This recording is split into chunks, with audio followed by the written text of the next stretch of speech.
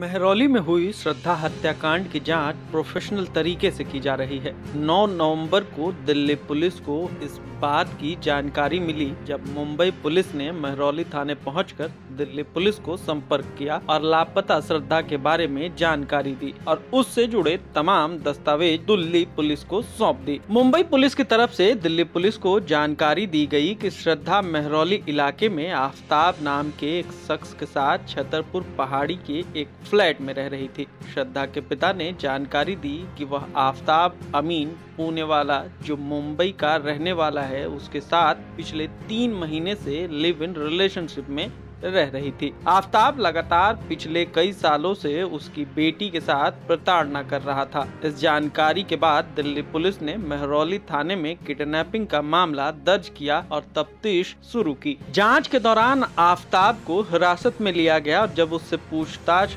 शुरू की गई तो शुरुआत में उसने पुलिस को गुमराह करते हुए यह बताया कि श्रद्धा उसके साथ लिव इन रिलेशनशिप में रह रही थी, लेकिन कुछ दिन पहले वह जिस किराए के मकान में रह रहे थे उस मकान को छोड़कर चली गई। इसके अलावा पूछताछ में आफ्ताब ने यह भी बताया कि वह इस केस को लेकर मुंबई पुलिस के सामने भी पेश हो चुका है और उनको भी यह तमाम सारी जानकारी मुहैया करा चुका है, लेकिन दिल्ली पुलिस उसके जवाबों से संतुष्ट नहीं थी। इसलिए पुलिस ने उसके साइंटिफिक तरीके से पूछताछ की, उससे सवाल जवाब किए गए और उसके बाद वो टूट गया। उसने श्रद्धा के कत्ल का गुनाह कबूल कर लिया। उसके मुताबिक मई 2022 से वह श्रद्धा के साथ छतरपुर के इसी फ्लैट में रह रहा था और 18 मई 2022 को उसने श्रद्धा का गला घोंटकर उसकी हत्या कर दी, जिसके बाद उसने श्रद्धा की लाश को अलग अलग टुकड़ों में काटकर और ठिकाने लगा दिया। उसके कबूलनामे से जुड़े तमाम सबूत इकट्ठा करने के लिए 12 नवंबर को आफ्ताब को गिरफ्तार किया गया। उसके 5 दिनों के रिमांड पर लिया गया और 17 तारीख को फिर से 5 दिन का रिमांड अदालत से मिल गया। तफ्तीश के दौरान दिल्ली पुलिस ने किए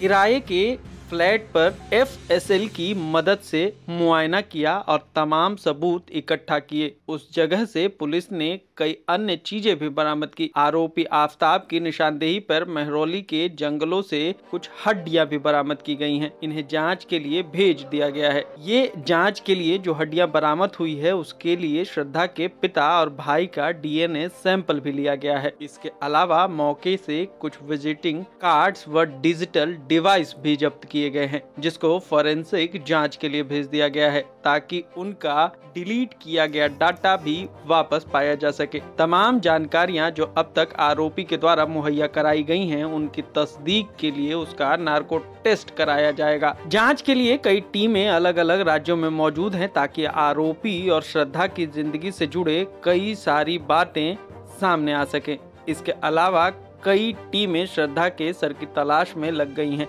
लेकिन अब तक पुलिस को सर नहीं मिल पाया है। तमाम पुलिस की टीमें 24 घंटे इस केस से जुड़े कागजात को तैयार करने के अलावा जो अलग अलग तथ्य इस केस को लेकर सामने आ रहे हैं उसकी जांच की जा रही है।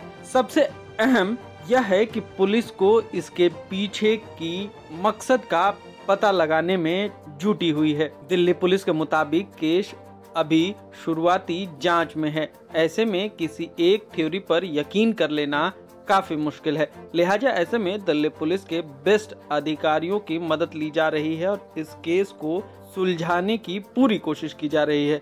कल रात एक बार फिर दिल्ली पुलिस आफ्ताब को लेकर उसके घर गई थी, जहां एक बार फिर 18 मई की रात का रिक्रिएशन किया जाना है।